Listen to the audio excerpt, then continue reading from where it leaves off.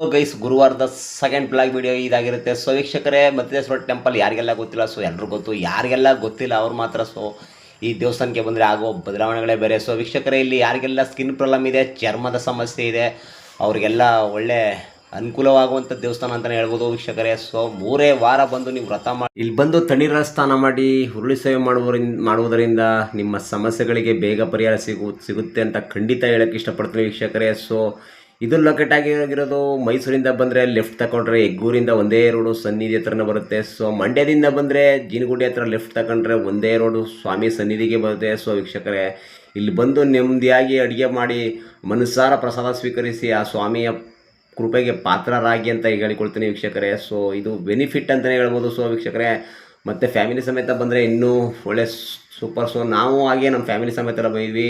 So ಇಲ್ಲಿ ಗಮನಿಸ್ತಾ ಇದ್ದಾರೆ ವೀಕ್ಷಕರೇ, ಇಲ್ಲಿ ಬಂದು ಒಳಗಡೆ ಬಂದರೆ ತನಿಯರುವ ಸನ್ನಿಧಿದು. ಸೊ ಇಲ್ಲಿ ಬಂದು ನವಗ್ರಹಗಳಿಗೆ 3 ರೌಂಡ್ ಹಾಕಿ ನಿಮ್ಮ ಸಮಸ್ಯೆಗಳಿಗೆಲ್ಲ ಪಕ್ಕ ಪರಿಹಾರ ಸಿಗುತ್ತೆ ವೀಕ್ಷಕರೇ.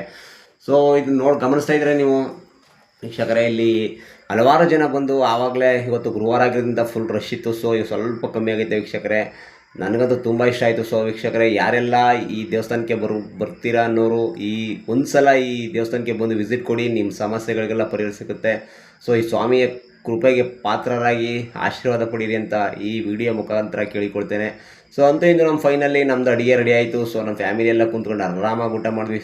ಸೊ ಸನ್ನಿಧಿಲಿ ಕುಂತ್ಕೊಂಡು ಊಟ ಮಾಡೋದಕ್ಕಿಂತ ಪುಣ್ಯ ಬೇರೆ ಎಲ್ಲೂ ಸಿಕ್ಕಲ್ಲ ಅಂತ ಹೇಳಕ್ಕೆ ಇಷ್ಟಪಡ್ತೀನಿ ವೀಕ್ಷಕರೇ. ಸೊ ಇದಾಗಿರುತ್ತೆ ಇವತ್ತಿನ ಸೆಕೆಂಡ್ ಬ್ಲಾಗ್. ಯಾರೆಲ್ಲ ನಾನು ವೀಡಿಯೋ ನೋಡ್ತೀರಾ ದಯವಿಟ್ಟು ನನ್ನ ಚಾನಲ್ನ ಸಬ್ಸ್ಕ್ರೈಬ್ ಮಾಡ್ಕೊಳ್ಳಿ, ಹಾಗೆ ಫಾಲೋ ಮಾಡ್ಕೊಳ್ಳಿ. ಇದೇ ಥರ ವೀಡಿಯೋಗಾಗಿ ಮುಂದೆ ನನ್ನ ಪೇಜ್ನ ಫಾಲೋ ಮಾಡಿ ಅಂತ ಹೇಳ್ತಾ ವೀಕ್ಷಕರೇ. ಸೊ ಗಮನಿಸ್ತಾ ಇದ್ದೀರಾ ನೋಡಿ, ಹಲವಾರು ಕಡೆಯಿಂದ ಬೈದರೆ. ಇವತ್ತು ಗುರುವಾರ ಆಗಿದ್ದರಿಂದ ಹೆವಿ ಜನ, ಎಲ್ಲೆಲ್ಲಿ ನೋಡ್ರಿ ಜನ ಎಲ್ಲ ಹೊಗೆ ಆಗಿರ್ಬೋದು, ಬೆಂಕಿ ಆಗಿರ್ಬೋದು, ಸೌದೆ ಒಲೆಯಲ್ಲಿ ಮಾಡುವಂಥ ವಡೆ ಸ್ಮೆಲ್ ಇದೆಯಲ್ಲ, ಈ ಅಪ್ಪ ಸೂಪರ್ ಕಣ್ರಿ. ಇದಾಗಿರುತ್ತೆ ಇವತ್ತಿನ ಬ್ಲಾಗ್. ಮತ್ತೆ ಸಿಗೋಣ ಮುಂದಿನ ವಿಡಿಯೋದಲ್ಲಿ.